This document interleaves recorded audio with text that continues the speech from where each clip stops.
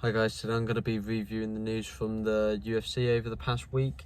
First I'm going to start off with what happened the weekend with Sean Strickland and Dricus du Plessis having a fight in the crowd.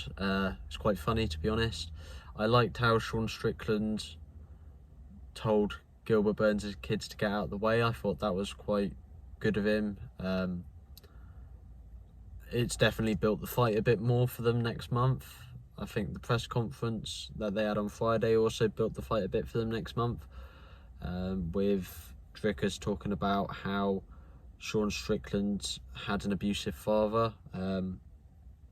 Yeah, the press conferences last week went over the line a bit, didn't they? But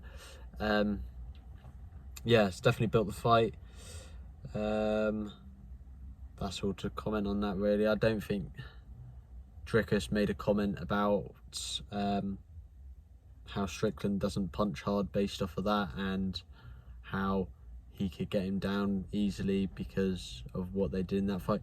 That's got nothing to do with what's going to happen in the fight. Strickland isn't going to just jump on him like that and like just smack him on his back and stuff like that. They weren't proper punches, and I think it'll be a really good fight next month, and I am really looking forward to it.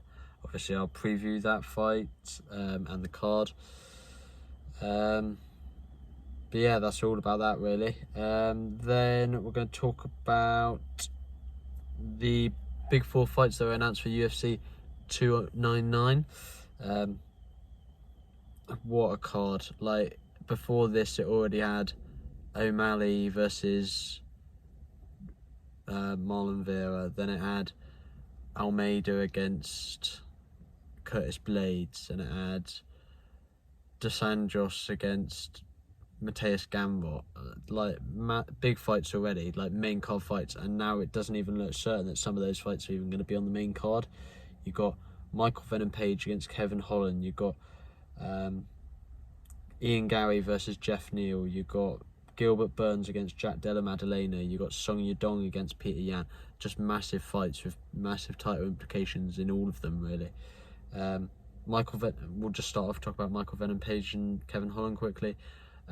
Good stand-up fight. Michael Venom Page is gonna sign with the UFC. Obviously, he's signed with the UFC now. Good first fight for him to come into. I'd like to see the winner fight Stephen Wonderboy Thompson. Yeah, it'd be interesting to see how Venom Page gets on with his takedown defense, because he struggled with wrestlers when he fought in Bellator, and yeah, a lot of the top welterweights are predominantly grapple heavy, so it would be interesting to see how high he can get up those rankings before he potentially faces some problems. Then we've got, obviously I'll speak about that in March, because that's when UFC 299 is, and I'll give my predictions in that one. Then we got Ian Garry versus Jeff Neal. I'm surprised that Ian Garry wasn't rebooked to fight Vicente Luque, but apparently Vicente Luque turned down a lot of fight offers, according to Dana White after the post-fight press conference over the weekend. Yeah, I don't know why Vicente Luque turned down to fight Ian Garry if he's already signed to fight Ian Garry and was supposed to fight him during the week. I like that fight, Garry versus Jeff Neal. Jeff Neal's number 8, I think. Ian Garry's number 10.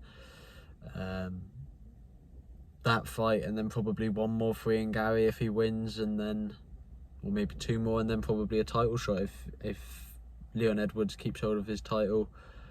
I'd like to see Ian Garry get a shot at a title potentially in the back end of next year or early 2025, mid 2025. I'd like to see that. I think Ian Garry is going to fight for a world title soon, and I do think he will beat Jeff Neal, because Jeff Neal is a predominantly a stand-up fighter, and I can't see many people other than probably Leon Edwards, potentially Stephen Thompson beating Ian Garry in a stand-up fight. I just think he's really good on the feet. He's got devastating leg kicks like we saw against Neil Magny in his last fight, and I just think he will beat Jeff Neal. Then we've got Gilbert Burns against Jack Della Maddalena. It's a clash of styles. Jack Della Maddalena is predominantly a boxer, and Gilbert Burns has amazing jiu-jitsu. He's going to try and take Jack Della Maddalena down, but he's also got good hands as well, so it'd be an interesting fight. I do think Gilbert Burns will probably be able to win that fight. Jack Della Maddalena had a fight, his fight before Kevin Holland, I've forgotten who the guy's name was, but he got taken down quite a bit and controlled on the floor, and he didn't look his best. And I do think if Gilbert Burns can take him down to the ground, he'll be able to keep him there and potentially submit him. But yeah, I'll speak about it closer to the fight, give a proper breakdown of it. Then we've got Song Yadong against Peter Yan also on that fight. I've spoken about Song Yadong, obviously he's fought 2 weekends ago, I think it was. Big performance against Chris Gutierrez. He was originally supposed to fight Peter Yan, but now it's been rescheduled. I'd like to see, I like this fight. They're both probably going to be stand-up fights. I wouldn't be surprised if Song Yadong could take Peter Yan down and hold him there and beat him up on the ground, because he has struggled with wrestlers like Moab and Sterling. So I think it's a really good fight. It would get Yadong closer to a title shot if he wins. If he could stop Peter Yan, then I would say he's probably, like, he deserves a title shot. Like, I don't know if he does, because Valashvili and Cejudo may be the winner of that, especially if it's Valashvili. And then you got, I think Yadong would have to potentially have one more win. The bantamweight division's crazy now that Sean O'Malley is fighting Chito Vera, because it's all just messed up now. Vera didn't deserve a title shot. Now people that do deserve a title shot are having to fight other people. It's just, and the two people that probably deserve a title shot most, in Corey Sandhagen and Murad Valashvili, aren't fighting each other to get that title shot. They're fighting other people. Yeah, it's interesting really what's going to happen with that fight. But I honestly don't have a clue who's going to be next for Sean O'Malley if he does beat Vera, or I don't know who's going to be next for Vera if he does beat Sean O'Malley. But yeah, it's an interesting division. The bantamweight division is potentially, I'd say, that and the lightweight division are the two best divisions in the UFC. So yeah, interesting to see what happens. Talk about the bantamweight division, potentially the greatest bantamweight of all time, Aljamain Sterling. He wants to move up and fight Calvin Kattar. He thinks that's a realistic opponent, and I think that's a realistic opponent too. Calvin Kattar hasn't had a fight in a while, since I think he hurt his knee against Arnold Allen, sorry. Yeah, so he should have recovered from that by now, hopefully, and that'd be a good fight to get on one of the first 3 pay-per-view cards in the new year, hopefully. I think that is realistic. I think that could potentially get Aljamain Sterling towards a title shot, maybe one more win, and then he'll probably get a title shot, which I think I want to see Volkanovski against Sterling, I think, or the winner of Volkanovski and Topuria against Sterling eventually. I seriously don't know who's going to win that fight between Volkanovski and Topuria. It's such a good fight. It's just such a good, they're both so well rounded, and I can't say for certain who's going to win that fight. And if Topuria wins, then you've got Max Holloway who's going to get a title shot, I'm sure. You've potentially got a rematch between Topuria and Volkanovski. It's just much harder for Sterling to get a title shot if he loses, or if Topuria wins, than if Volkanovski wins. So the featherweight division as well is really interesting, especially with Sterling's inclusion now. You've got Volkanovski, Holloway, Topuria. You've got Allen versus Evloev, which is happening at UFC 297 next month. You've got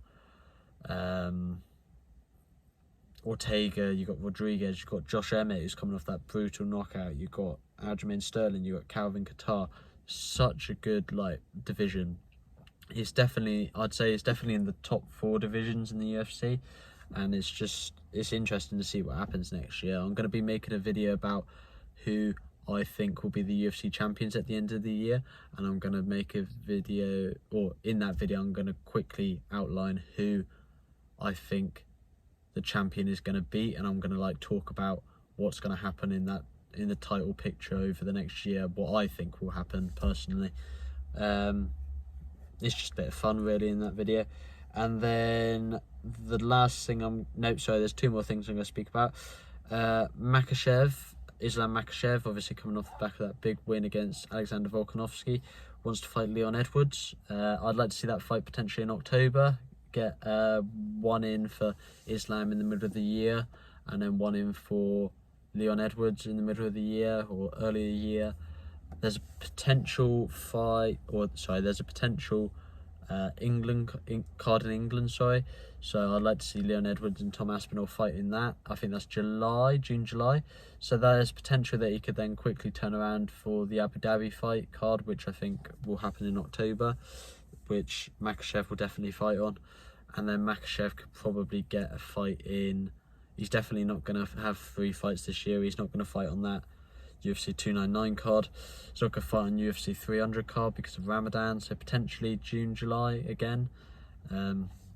Maybe August. Although, yeah, we'll have to see what happens with Islam Makhachev. And then the last bit of news I'm going to talk about, Robert Whittaker really wants to fight Paulo Costa. I think that'd be a good fight, especially with Israel Adesanya now leaving the division for a bit. I think he will probably return 2025 maybe. I don't think he'll return in 2027 like he said he would. But yeah, if Whittaker can go on a bit of a run, say he beats Costa and then beats like a Cannonier or someone like that, he could potentially get a title fight, especially if Strickland's able to get the win over Dricus du Plessis. Yeah, middleweight division's interesting as well. Like all the UFC divisions are interesting. It's hard now to say which are the most exciting, which aren't the most exciting, because I've just listed 4 that are really exciting there. So yeah, thanks guys for listening. Please like, subscribe and comment to the videos. Tell me what videos you want me to make over the Christmas period, and tell me what you like and don't like about the videos. Thanks guys.